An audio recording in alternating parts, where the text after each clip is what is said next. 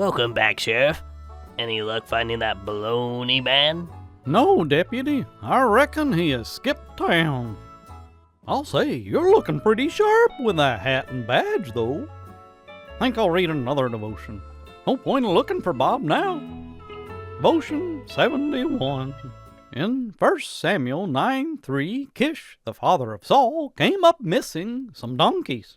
So he sent his son and a servant looking for them. 1 Samuel 9:3. And the asses of Kish, Saul's father, were lost. And Kish said to Saul his son, Take now one of the servants with thee, and arise, go seek the asses. Verses 4 and 5 describe the very long trek that these two men took trying to find the donkeys, all to no avail. And so, at the end of verse 5, Saul told his servant that they should return home, because his father was going to end up more worried about their absence than any missing donkeys. The servant, though, had another suggestion, and it is in that suggestion that we find something both wonderful and heartbreaking all at once. 1 Samuel 9:6.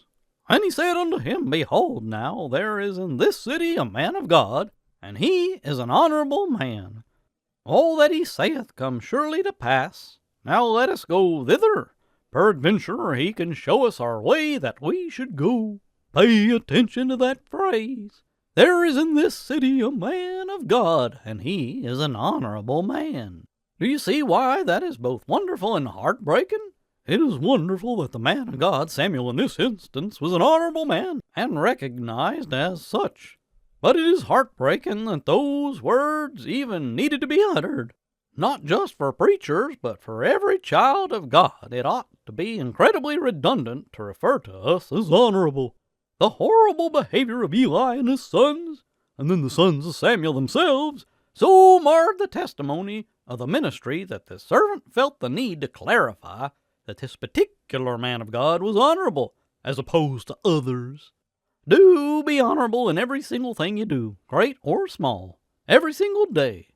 What you do as a child of God will either lower or raise the estimation of Christians in general in the eyes of everyone with whom you interact.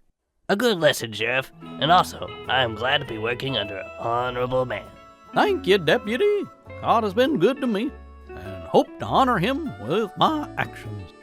Have a blessed day, friends.